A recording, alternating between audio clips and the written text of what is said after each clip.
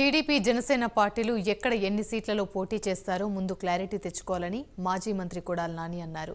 పవన్ చేసిన కామెంట్లపై Kodali Nani strong counter ఇచ్చారు. జనసేన అధ్యక్షుడు పవన్ కళ్యాణ్, టీడీపీ అధినేత చంద్రబాబు ఎక్కడ యుద్ధం చేస్తారో చెప్పాలన్నారు. ఏపీ సీఎం జగన్మోహన్ రెడ్డి సిద్ధం పేరుతో దూసుకెళ్తున్నాడని, మీరేమో యుద్ధం పేరుతో మా ఫ్లెక్సీల పక్కన ఫ్లెక్సీలు పెడుతున్నారని కొడాలి నాని మండిపడ్డారు. ఫ్లెక్సీల పక్కన ఫ్లెక్సీలు పెడితే అది యుద్ధం కాదని కామెడీ పోస్ట్ అవుతుందని ఆరోపించారు. పవన్ కళ్యాణ్ గారు ఎక్కడ యుద్ధం చేస్తాడో, చంద్రబాబు నాయుడు గారు ఎక్కడ యుద్ధం చేస్తాడో, బీజేపీ వాళ్ళు ఎక్కడ యుద్ధం చేస్తారో, అసలు ఎవరెవరు కలిసి యుద్ధం చేస్తారో ఇంతవరకు పవన్ కళ్యాణ్కి, చంద్రబాబు నాయుడికి, బీజేపీకే తెలియదు. ఎవరు యుద్ధానికి రెడీ, ఎక్కడ ఎవరు యుద్ధానికి రెడీ వాళ్ళకి తెలుసా? కనీసం వాళ్ళకన్నా క్లారిటీ ఉందా? ఇప్పుడు పవన్ కళ్యాణ్ ఎన్ని చోట్ల యుద్ధం చేయబోతున్నాడు, ఎక్కడ యుద్ధం చేయబోతున్నాడు ఆయనకి తెలుసా?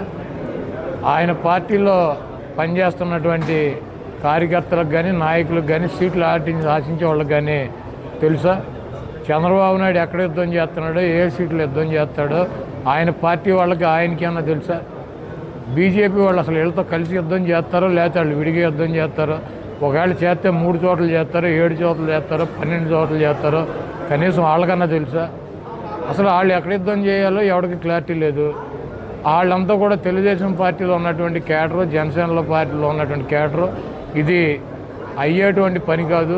ఓ పక్కన జగన్మోహన్ రెడ్డి గారు సిద్ధం అని చెప్పి దూసుకెళ్తున్నాడు. మనం యుద్ధం అని చెప్పి ఆ సిద్ధం పక్కన ఫ్లెక్సీలు పెడతాం తప్పించి చేయగలిగింది ఏమీ లేదు.